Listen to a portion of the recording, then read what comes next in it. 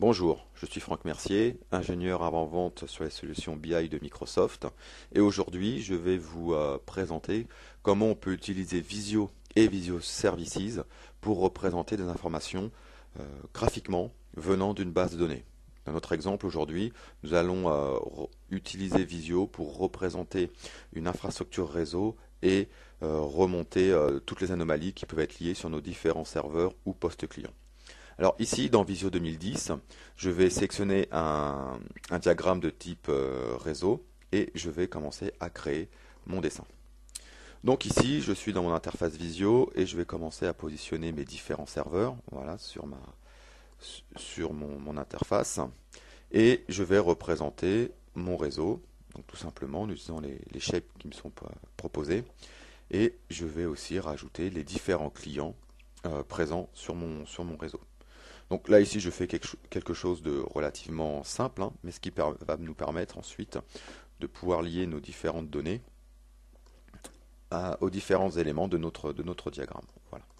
Donc là je vais faire un petit peu de mise en forme très rapide, je vais tout simplement lier les différents éléments entre eux. Voilà. Donc très rapidement, Visio nous permet donc de représenter dans ce cas-là nos différents composants réseau.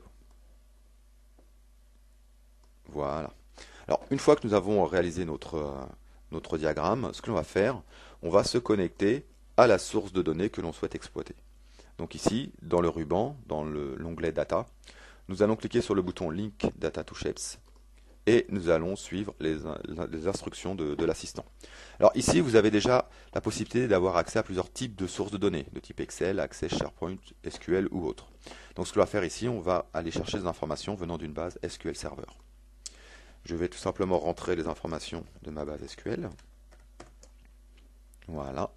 Et je vais sélectionner la base de données qui m'intéresse. Dans cette base de données, je vais sélectionner la table qui comporte les informations que je souhaite exploiter. Voilà. Et je clique sur Next, Finish. Donc là, je continue à suivre l'assistant.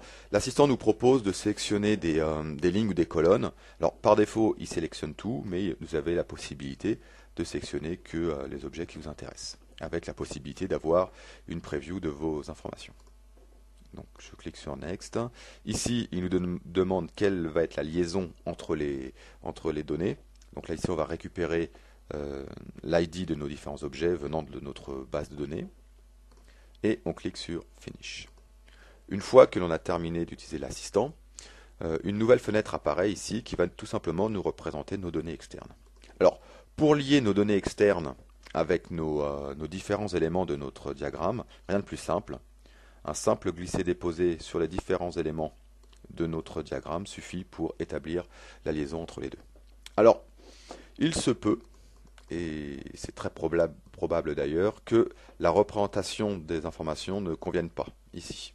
Donc ce que l'on peut faire, tout simplement par un simple clic droit sur le diagramme, ici donc sur l'élément du diagramme plutôt pour être précis, vous avez la possibilité donc d'éditer la représentation graphique.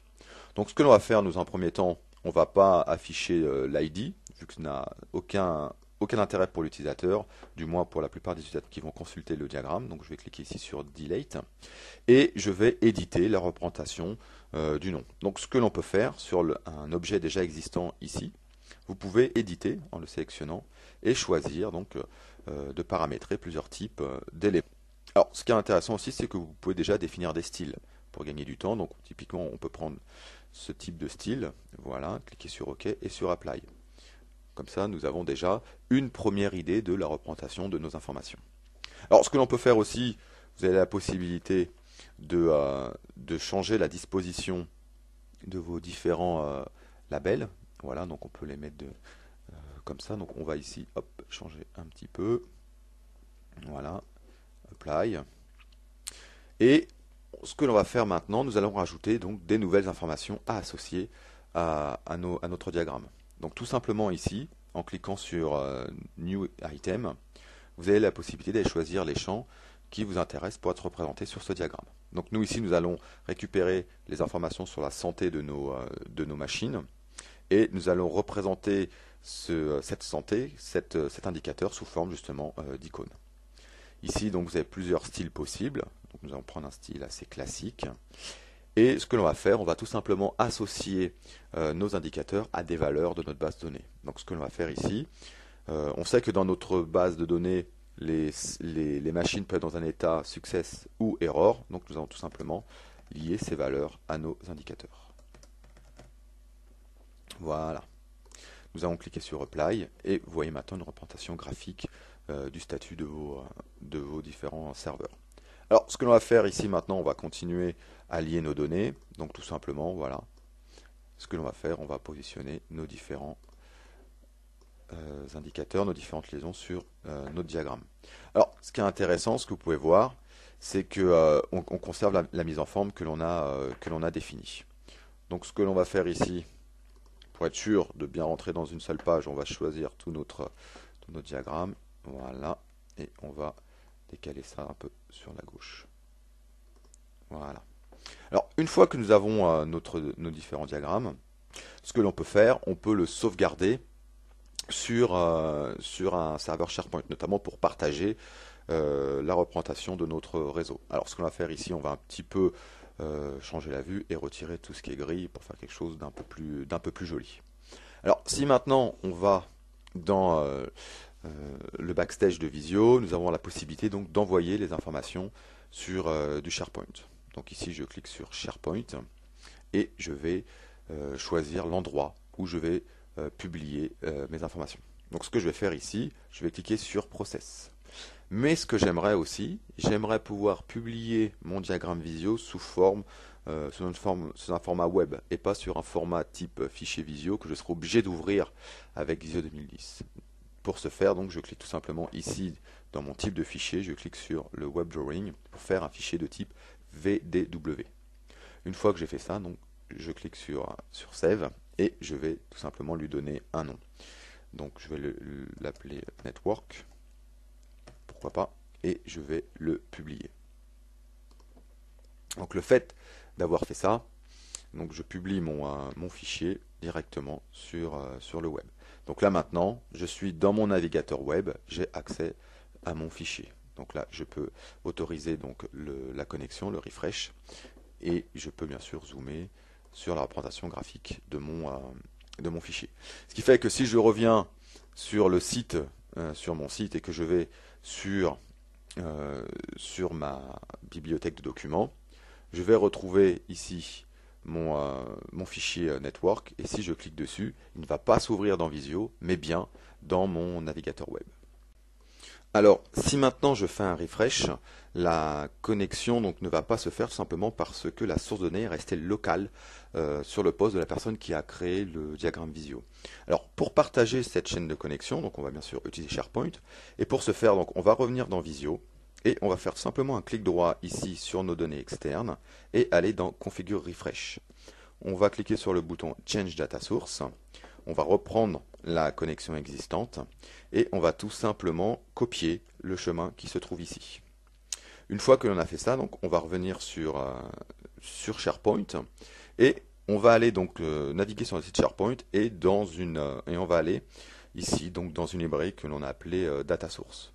Ce que l'on va faire ici, on va rajouter un nouvel item et on va tout simplement naviguer en faisant un copier-coller ici vers notre source de données. Une fois que l'on a fait ça, on va cliquer sur OK. Et là, donc, il a récupéré notre source de données qui est de type Office Data Connection File. On peut lui donner un nom. Donc, on va l'appeler DW ici. Hop, DW IT Error, pourquoi pas. Et on va cliquer sur Save. Maintenant que l'on a ici défini notre chaîne de connexion, voilà, on va tout simplement récupérer l'adresse de cette chaîne de connexion et on va la mettre dans notre fichier Visio. Voilà, tout simplement par un glisser-déposer. Maintenant, un copier-coller, pardon. Et ici, nous avons bien une adresse URL. Donc, on va faire Next. Next toujours. Finish.